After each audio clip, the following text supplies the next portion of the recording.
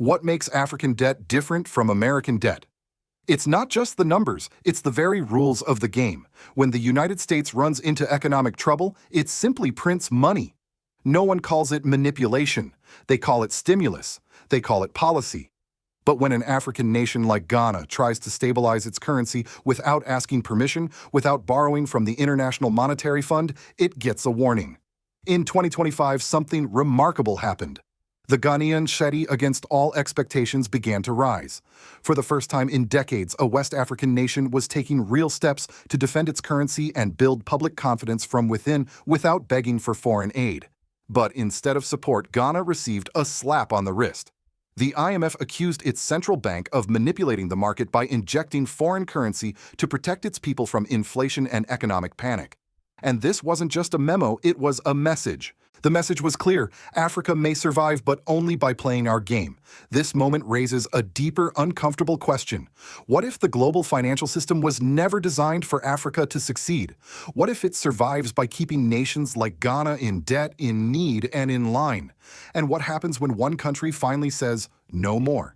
If you've lived long enough to see how power protects itself, whether on Wall Street or in Washington, then you know true independence is rarely welcomed, especially not from the global south. You're watching a channel that doesn't speak for Africa, we listen to it. Please share this video if you believe Ghana has the right to defend its own economy. Subscribe if you believe Africa's truth deserves to be heard loud and unfiltered. And comment below, is the IMF protecting stability? Or protecting control, currency defense, or crime? That's the question that defined Ghana's economic standoff with the IMF in 2025. It started quietly. In early March, financial analysts across Africa began to notice something unusual. The Ghanaian cedi, long considered a struggling currency, was showing signs of rapid recovery. Against both the dollar and the euro, the cedi was gaining ground, and not just by a fraction. It was among the fastest appreciating currencies in the developing world that year. For many in Ghana, this was a sign of hope. Local business owners felt relief as imported goods became slightly more affordable. Consumers saw prices stabilize. Confidence in the economy ticked upward. For the first time in years, ordinary Ghanaians began to believe that maybe, just maybe, their country didn't have to remain shackled to foreign institutions forever. But not everyone was celebrating.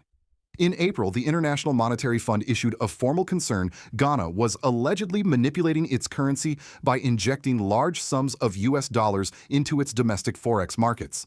The Bank of Ghana was accused of propping up the cedi, creating a false impression of strength that, according to the IMF, distorted natural market forces.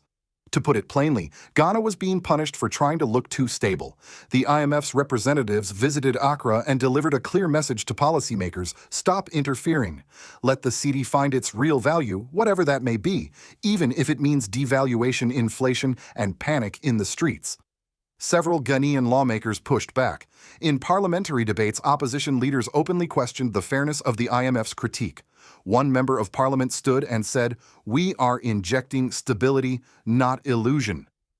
If the US can stimulate its economy during a crisis, why can't we?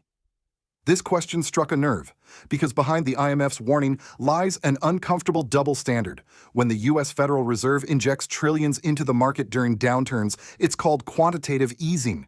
When African nations do it, it's labeled currency manipulation. One Ghanaian economist, speaking anonymously to the local press, put it this way: the cedi's strength didn't come from Wall Street. It came from our own hands, our own reserves. We didn't ask for a bailout. And that's the real problem. In an official statement, the IMF cited concerns about long-term macroeconomic distortion and reduced transparency. They also pointed out that the central bank's dollar injections could lead to a balance of payments crisis if reserves run dry. To some degree, they had a point. Monetary intervention does carry risks, especially in countries with limited foreign currency stockpiles. But the broader implication that Ghana should sit on the sidelines and wait for outside help felt insulting to many. And here's where it gets even more telling. At the same time the IMF was reprimanding Ghana, the United States was quietly implementing its own currency management tools to contain inflation back home. No press releases, no accusations, no demands for market discipline. This glaring contrast wasn't lost on the Ghanaian people or on observers across Africa. Why was the IMF so quick to police Ghana but silent when the world's largest economy did the same thing on a far larger scale? By mid-May, the Ghanaian cedi was still holding strong.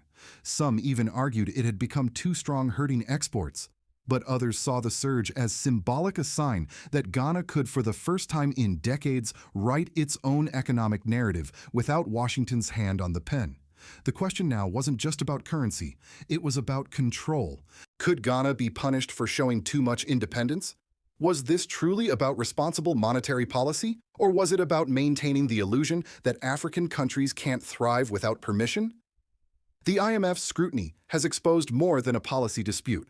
It revealed a deeper power struggle between post-colonial sovereignty and modern financial dependency. Ghana tried to walk a tightrope managing its own economy without triggering Western backlash. But in doing so, it walked straight into a storm. It was no longer just an economic debate. By the summer of 2025, it had become a crisis of legitimacy, and for many in Ghana and across Africa, it was the moment when the mask came off. The IMF's warning had landed like a diplomatic grenade.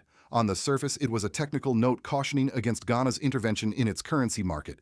But the language, the timing, and the sheer assertiveness of the message sparked something deeper, a wave of outrage not just among policymakers, but in classrooms, markets, churches, and diasporic communities around the world. On the floor of Ghana's parliament, one government official stood with quiet fury. "We are not criminals for defending our people from inflation. We are not manipulators for trying to stabilize our economy. We are simply refusing to drown." His words drew applause, but they also drew fire. Opposition lawmakers, some aligned with foreign policy circles in Washington and Brussels, warned that Ghana's behavior was reckless and could damage investor confidence. One MP even said, "If we anger the IMF, we may not qualify for the next funding round." That statement, perhaps more than anything, crystallized the entire issue. It wasn't about Ghana's economy, it was about obedience. Across radio stations and Accra callers vented frustration. "How can they say we're cheating when we're using our own reserves?" one elderly caller asked. "We're not stealing from anyone, we're surviving." On social media, trending hashtags like "Show hands off our cedi" and "Nana Africa can stand" gained momentum. Even high school economics teachers began holding spontaneous lessons on how monetary sovereignty works, using Ghana's case as a teachable moment. But it wasn't just about currency anymore. It was about memory.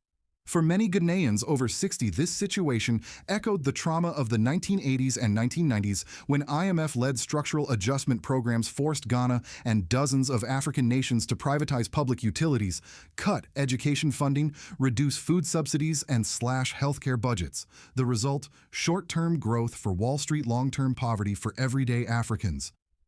Now it felt like history was trying to repeat itself, but this time something had changed. In a bold televised speech, a member of Ghana's Economic Reform Council addressed the nation. "We are not rejecting international cooperation. But cooperation must not mean submission. Sovereignty is not a slogan, it's a responsibility." The speech resonated.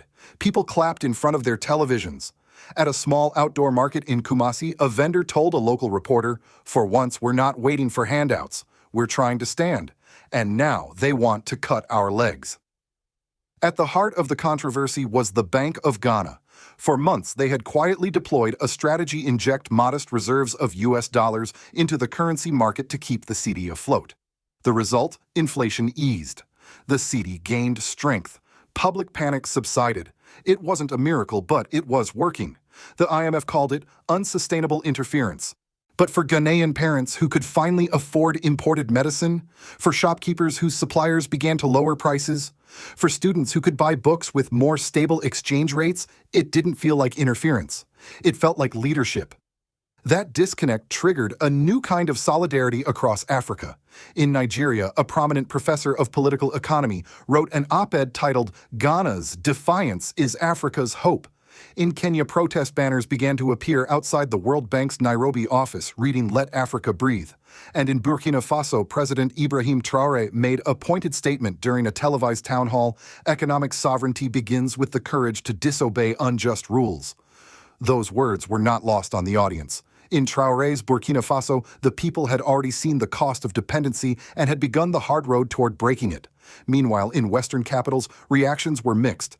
The European Commission issued a statement expressing concern about non-transparent market interventions in Ghana, while U.S. officials, though more cautious, noted that monetary credibility is vital for investment climate.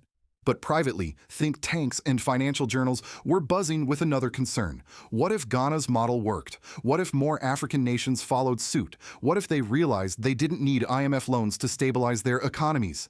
It was this quiet panic, not the public statements, that revealed the true stakes. Because if Ghana succeeded without external control, it wouldn't just be a victory for one nation, it would be a precedent. A dangerous, empowering, contagious precedent. And for the institutions built on lending, guiding, and sometimes coercing African economies, that was more threatening than any spreadsheet could show. The fallout from the IMF's warning did not remain confined to currency charts or parliamentary speeches. It spilled into the homes, wallets, and hearts of ordinary Ghanaians, and it stirred something deeper in the African political imagination. At the household level, the impact was immediate. For months, families had been cautiously optimistic. The strengthening cedi had brought modest but real relief. Fuel prices dipped, food imports stabilized, and black market exchange rates narrowed. Even the price of school uniforms, a subtle but symbolic indicator, stopped climbing. For millions who had known nothing but economic turbulence for decades, this felt like breathing room. But after the IMF's intervention, uncertainty crept back in. Market vendors in Tamale began hoarding goods again, fearing a spike in prices. Small business owners, once ready to expand, paused their plans. Parents, already stretched thin, grew anxious that tuition fees, temporarily affordable, might surge again if the cedi lost its gains. Just when we felt the weight lift, they put it back on our shoulders, one mother said in a radio call-in show in Cape Coast. Her voice cracked not from anger, but exhaustion. On the political front, the temperature rose sharply. The ruling government, proud of its homegrown stabilization model, found itself under fire from both sides. The opposition, eager to regain influence, seized the moment to accuse the administration of risking Ghana's international credibility. At the same time, grassroots civil society groups rallied around the government not because they trusted politicians, but because they feared the return of IMF-imposed austerity. This created a rare moment of alignment between leftist economists, community organizers, and working-class citizens, a shared belief that Ghana should not be punished for attempting economic independence. But not everyone agreed on the strategy. Some economists warned that relying on forex intervention without structural reform, like increasing production, boosting exports, and diversifying income, was short-term thinking. A former central bank official cautioned, currency strength must reflect real strength. Otherwise, we're just painting the house while the foundation cracks. Their voices added a layer of complexity. Because while many supported the cedi's rise, few wanted illusions. The public demand wasn't just for defiance, it was for a truly self-sustaining economy. In this environment of hope and tension, a deeper reckoning began. What does sovereignty actually require? For decades, sovereignty had been a word thrown around in political speeches, but now it was a lived question. If defending your currency leads to outside condemnation, if rejecting loans triggers economic sabotage, then is sovereignty even possible without confrontation? This line of thought spread beyond Ghana. In Burkina Faso, Mali, and Niger, members of the emerging Sahelian alliance pushing for post-Western development models, Ghana's struggle became a cautionary tale and a call to courage. These nations, already under pressure from France, the EU, and the IMF, saw in Ghana a mirror, a country trying to build stability with its own tools and getting slapped for it. In fact, in a meeting of regional finance ministers held in Ouagadougou in August 2025, the Ghana-IMF standoff was discussed openly. One participant reportedly said, "We are punished not when we fail, but when we succeed without them." That quote captured the political mood of the moment. It wasn't just about currency, it was about ownership, legitimacy, and the right to experiment. Back in Accra, student groups began organizing monetary freedom forums on university campuses. Churches offered sermons about justice and economic dignity. Even traditional chiefs, historically quiet on policy matters, began voicing concern about external interference. In a village near Kumasi, an elder told a visiting journalist, "We have accepted loans, debt, and advice for generations. But when our children stand up to walk on their own, they are told to sit back down." What kind of world is this? It was a profound question, one that many older Americans might relate to, having lived through Cold War politics, financial collapses, and the rise of globalization. Because beneath all the technical terminology and institutional drama, this was still a very human story of a people trying to protect what little they have of a nation trying to write its own future without having to beg for permission. And as history has shown, when a nation begins that journey, especially in the global south, it often walks alone at first. But not this time. Ghana's case had struck a chord. Across Africa, from youth movements to retired civil servants, people began to speak not just of resistance, but of design. A new design. One that didn't wait for approval from the IMF or World Bank. One that defined dignity as self-determination, not as compliance. And that shift, subtle but powerful, might be the most important political outcome of all. From Washington to Brussels, the official responses to Ghana's monetary strategy were carefully worded, polite, procedural, and predictably vague. But behind closed doors, the discomfort was clear. In public, the U.S. Treasury Department made no direct comment. But prominent voices in American financial media, including editors at The Economist and Bloomberg, raised pointed concerns about monetary credibility and institutional discipline in emerging markets. These terms, long favored by global lenders, carried an old message in new clothes: don't step out of line. Meanwhile, a former senior economist at the IMF appeared on PBS, subtly reinforcing the narrative. Ghana's central bank, he said, must avoid uncoordinated interventions that could send mixed signals to the market. But he offered no such caution for the U.S. Federal Reserve, which had recently printed over $4 trillion in response to its own economic challenges. That apparently wasn't manipulation, it was stabilization. The hypocrisy did not go unnoticed.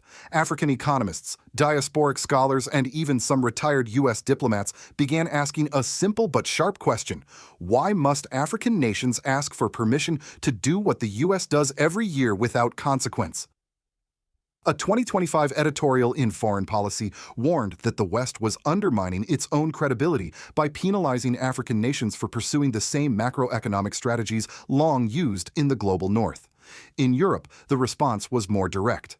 The European Commission issued a statement expressing deep concern over Ghana's deviation from agreed financial protocols. French media, particularly those with business ties in West Africa, painted Ghana as an unstable actor threatening regional investment. But outside the power centers, a different conversation was unfolding. In Latin America and Southeast Asia, economists watched Ghana's defiance with interest. Some praised the move as South-South economic bravery. Others saw it as the beginning of a long-overdue realignment, where developing nations forged their own paths without the shadow of Bretton Woods institutions. Within the African diaspora in the U.S., solidarity was strong.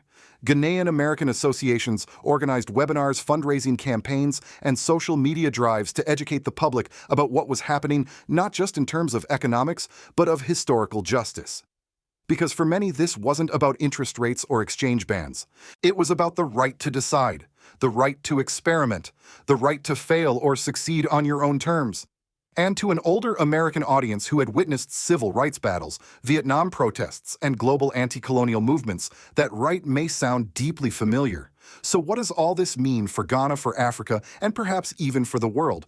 It means we've reached a turning point, not just in economics, but in something deeper: the question of who gets to shape the future.